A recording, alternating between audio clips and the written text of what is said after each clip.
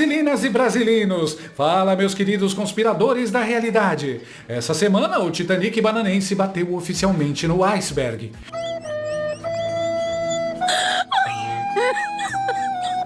E quem tá dando o salto ornamental para os botes primeiro?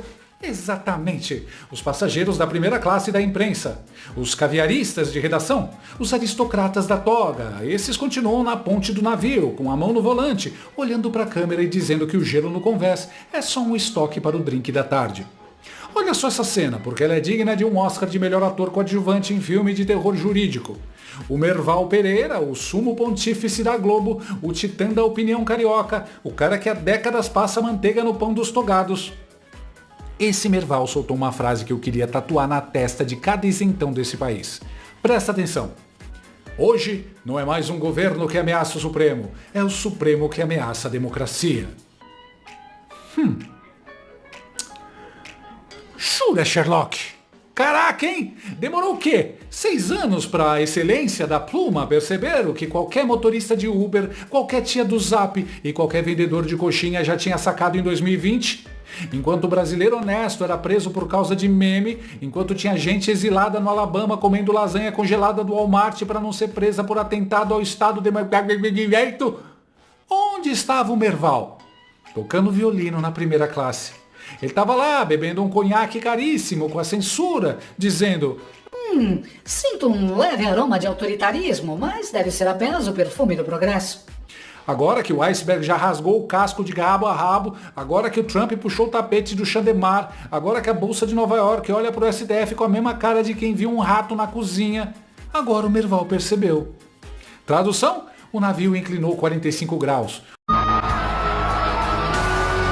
O Merval não está denunciando o arbítrio, ele está retocando o currículo para a próxima temporada, onde ele vai jurar de pé junto que sempre foi um crítico dos excessos. É o Walter White reclamando que tem muita droga circulando no bairro. Goddamn right. É o Darth Vader descobrindo que estrangular subordinado é meio antiético, agora que a Estrela da Morte explodiu.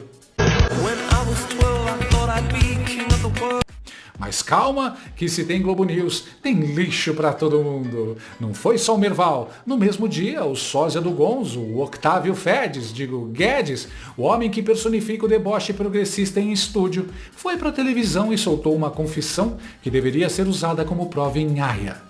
Ele admitiu, com a maior cara de quem comeu um canapé estragado, que o inquérito das fake news foi ilegal desde o começo. Ele falou, e eu juro que não estou inventando, houve um pacto velado entre todo mundo. Teve excepcionalidades, teve escolha de relator sem sorteio, teve censura. Ou seja, a Globo, a imprensa, o Supremo, a PGR, todo mundo sabia que era ilegal, mas o ambiente era excepcional. Isso é que deu uma informação factual, que estava correta. Que num dos documentos apreendidos pela Polícia Federal na Lava Jato havia a citação do amigo do amigo. Né? Amigo do amigo do meu pai. Amigo do meu pai.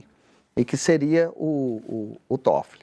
Depois ele escolhe de ofício o relator, o Alexandre de Moraes. Não há um sorteio, isso também é questionado. O Alexandre de Moraes depois revoga a censura, né, inconstitucional da revista Cruzoé e o inquérito prossegue. O inquérito teve um papel importante para deter o golpe de Bolsonaro. Sem dúvida, foi com todas as suas, digamos assim, características excepcionais. Pouco usuais. Num período excepcional em que havia um presidente com seus militares querendo dar um golpe de Estado, houve uma certa tolerância a essas excepcionalidades do inquérito. Isso foi um pacto velado entre todo mundo. Bem, a gente aceita as excepcionalidades desse inquérito, porque o ambiente é excepcional. Não estou fazendo juízo de valor, estou dizendo o que aconteceu.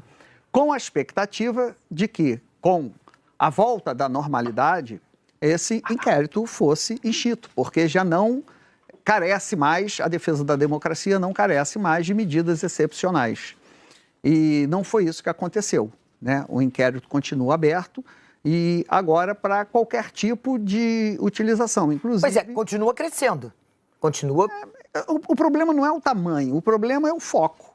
Ou seja, quem criticar o ministros do STF, a crítica ali que eu entendo você pode dizer que o Zema foi irresponsável, que não é papel de um ex-governador ficar usando um Vila Sésamo para fazer uma crítica, pode dizer tudo.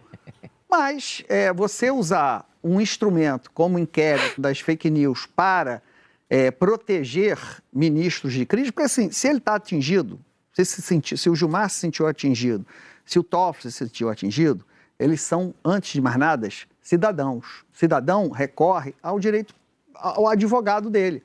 Processa esse Zema que ele... Calúnia, né? Como todo mundo faz. Então, você usar um instrumento institucional do STF porque se sentiu ofendido, não está de acordo com o que se espera numa democracia. Tradução para o português de gente comum?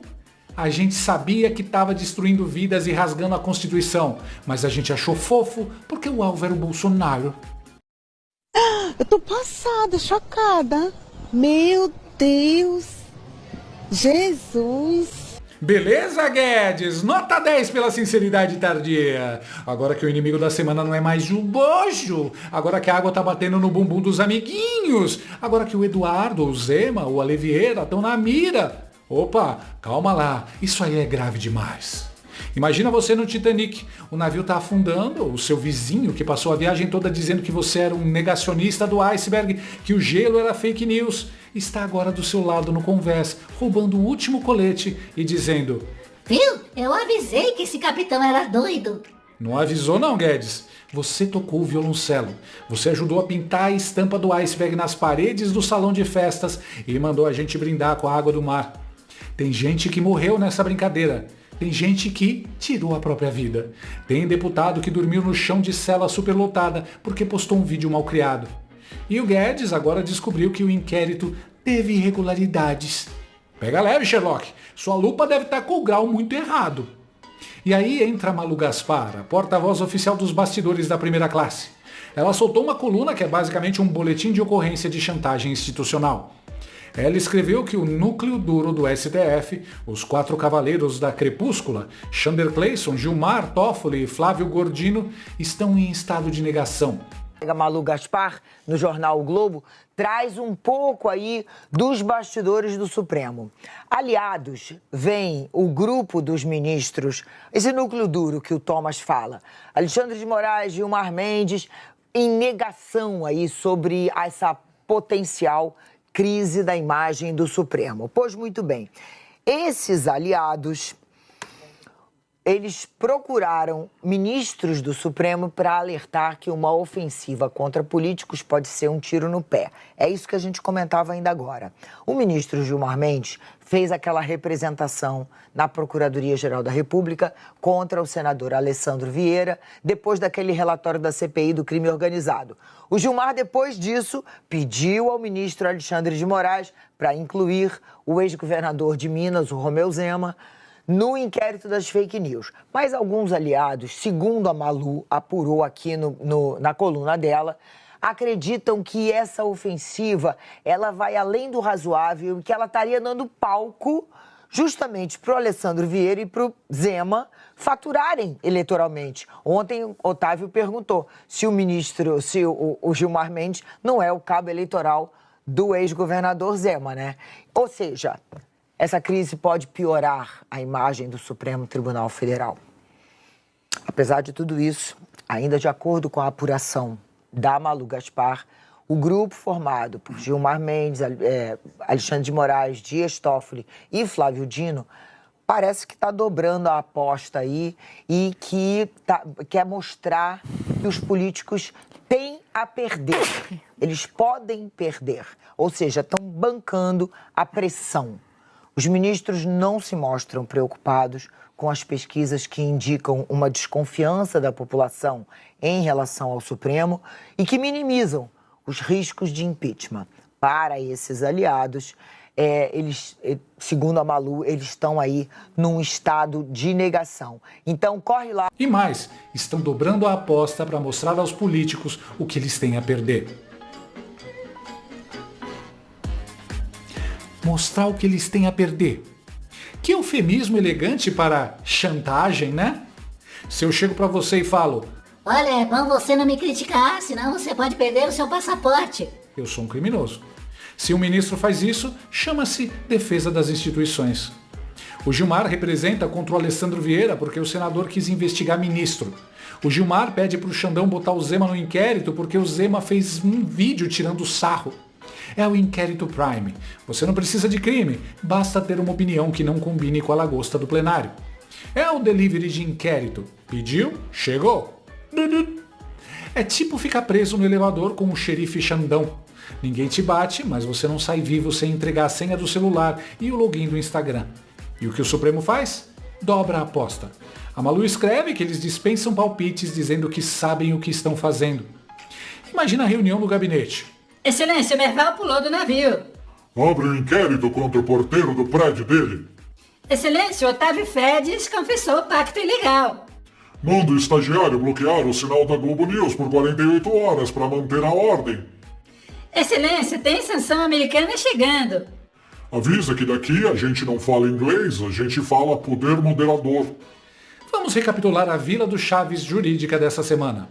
1. Merval Pereira descobriu em 2026 que o STF ameaça a democracia. Parabéns, Merval! Ano que vem você descobre que a água molha e que o fogo queima. 2. Octávio Fedes confessou o pacto velado de ilegalidades. Pacto velado é um nome chique para a formação de quadrilha institucional contra a Constituição. 3. Malu Gaspar confirmou que o STF usa o processo como arma de chantagem contra político. E o céu é azul. Quem eram os defensores mais apaixonados do xandismo até ontem? Essa turma. Quem era chamado de golpista, extremista e negacionista por avisar que isso ia acontecer? Você.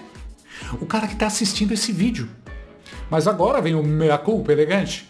Eles querem entrar no bote fingindo que sempre foram da resistência. Não cola.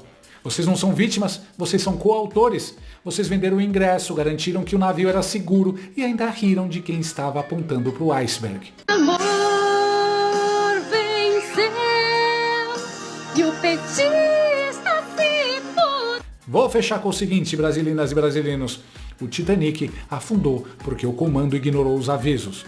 No nosso Titanic tropical, a imprensa foi o pianista tocando Strauss, enquanto o iceberg rasgava o casco da República. Eles disseram para o passageiro da terceira classe, para o tio preso por meme, para o empresário falido por liminar: fica calmo, confia nas instituições. Agora que a água está batendo no pescoço da primeira classe, eles querem o bote. Mas o riso hoje é curto, porque tem muita gente que não vai voltar desse mar congelante. Tem muita família destruída, tem preso esquecido e tem um país com a espinha dorsal quebrada. O pianista do Titanic real, pelo menos, teve a decência de afundar com o navio. Os nossos músicos de redação querem o bote, a indenização e o cargo de capitão do próximo barco. É rir pra não chorar. Ou, como dizem no STF, antes de bloquear uma conta bancária: perdeu, mané.